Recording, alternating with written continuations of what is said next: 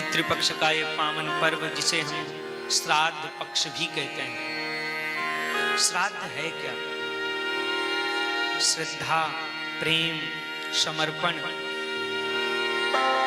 पितरों के लिए ये सब जिन दिनों पर हो वही श्राद्ध कहलाता है। साल में ये 15 दिन ऐसे होते हैं, 16 दिन पूर्णिमा को लेकर के, जिनको हम पितृपक्ष बोलते हैं। ये पितरों का पक्ष है। हमारे यहाँ 2 पक्ष हैं, कृष्ण पक्ष और शुक्ल पक्ष। पर पितृपक्ष का मतलब क्या है? ये पितरों का पक्ष है। ये 16 दिन हमारे शास्त्रों ने पितरों के लिए निकाले हैं और इसलिए इन 16 दिनों में जितना हो सके पितरों का यजन करना चाहिए, उनको प्रसन्न करने का प्रयास करना चाहिए। और प्रसन्न कैसे होंगे? श्रद्धा, प्रेम, समर्पण के द्वारा।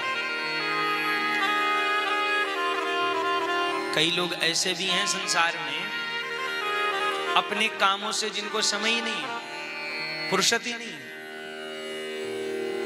किन्हीं को पढ़ाई करनी है तो किसी को बिजनेस संभालना है, समय नहीं है किसी के पास। चलो मैं कह रहा हूं साल भर आपके पास समय नहीं है, पर कम से कम इन 15 दिनों में पितरों के लिए जरूर समय निकालो। नित्य उनका तर्पण हो। श्रद्धा से जो भी बन सके, गौ माता को चारा खिलाओ, ब्राह्मणों को भोजन कराओ, जीव जंतुओं को अन्न खिलाओ। श्रद्धा से जितना आप सत्कर्म इन 15 दिनों में करेंगे, पितृ उतने ही प्रसन्न होंगे। ये पितरों को समर्पित है। इनमें किया हुआ सत्कर्म आपको पितृदोष से मुक्त करता है और इन दिनों में किया हुआ गलत कर्म आपके घर में पितृदोष को लाता है। इसलिए भले ही आप कितने बड़े बिजनेसमैन क्यों ना हो, भले ही आप कितनी बड़ी जॉब क्यों ना कर रहे हो, पर इन 15 दिनों में समय पितरों के लिए जरूर निकालें। और गया की भूमि में हो भैया, दूर दूर से आते हैं लोग यहाँ पिंडदान करने, श्राद्ध करने। और आपको तो भगवान ने ऐसी नगरी में जन्म ही दे दिया है, ऐसी नगरी में वास ही दे दिया है, जरूर करो। कई लोग कहते हैं कि गया में पिंडदान करने के बाद, श्राद्ध करने के बाद फिर वर्ष में श्राद्ध करने की आवश्यकता नहीं होती। शास्त्रों में लिखा है, पर उन्हीं शास्त्रों में यह भी लिखा है कि इसका मतलब ये नहीं है कि आप गया में पिंडदान कर आए तो हर वर्ष जो पितृपक्ष आता है उसमें श्राद्ध करना ही बंद कर दो।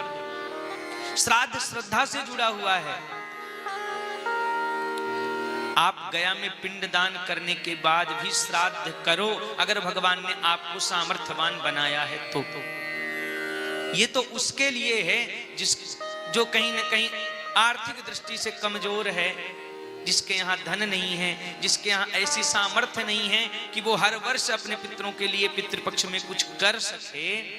उसके लिए ये नियम बनाया गया कि भैया तुम एक बार जाके गया में पिंडदान कर आओ, वहां जाकर के श्राद्ध कर आओ, फिर तुम्हें और कहीं करने की आवश्यकता नहीं, और कभी करने की आवश्यकता नहीं। पर श्राद्ध करना चाहिए। पितृदोष है क्या? हम पितरों के लिए कुछ नहीं करते, वही पितृदोष बन जाता है। वही पितृ कहीं न कहीं हमको दुख पहुंचाने लग जाता है। अच्छा, कैसे पता चले कि हमारे घर में पितृदोष है या नहीं? शास्त्रों में उसके लक्षण भी बताए हैं। स्वप्न में अगर मरे हुए व्यक्तियों का दर्शन हो, समझना चाहिए घर में पितृदोष है। स्वप्न में अगर अपने पितृगण दुखी दिखाई दें, रोते हुए दिखाई दें, तो समझना चाहिए पितृदोष है। घर में अगर अशांति है, समझ जाना पितृदोष है। घर में अगर कोई ना कोई व्यक्ति परेशान रहता है, समझ जाना पितृदोष है। घर में अगर किसी ना किसी को कोई आदि व्याधि रोग लगा रहता है, तो समझ जाना पितृदोष है।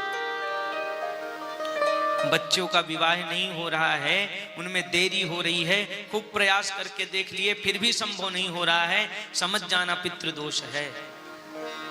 तुम्हारे घर में संतान उत्पत्ति में विलंब हो रहा है, संतान नहीं हो रही है, समझ जाना पितृदोष है। घर में क्लेश हो, लड़ाइयां हो, झगड़े हो, कलह हो, समझ जाना पितृदोष है। ये सब पितृदोष के लक्षण हैं। कभी कभी हम खूब प्रयास करते हैं हमारी अच्छी जॉब लग जाए, अच्छी नौकरी लग जाए, खूब नए नए बिजनेस करने का प्रयास करते हैं, लेकिन वो भी सक्सेसफुल नहीं होते।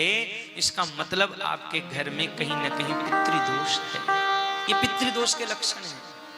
और इन पितृदोष से अगर मुक्त होना है तो पितृपक्ष के इन 16 दिनों में खूब पितरों के लिए श्रद्धा से श्राद्ध करो, खूब पितरों की प्रसन्नता के लिए सत्कर्म करो। आप हम सब बैठकर यहाँ भागवत कथा इस पितृपक्ष के पावन अवसर पर श्रवण कर रहे हैं। सच मानना, आप लोगों के घरों में कोई भी पितृदोष क्यों ना हो, एन के इन प्रकार कैसा भी पितृदोष क्यों ना हो, इस भागवत कथा श्रवण मात्र से ही नष्ट हो जाएगा। ये भागवत की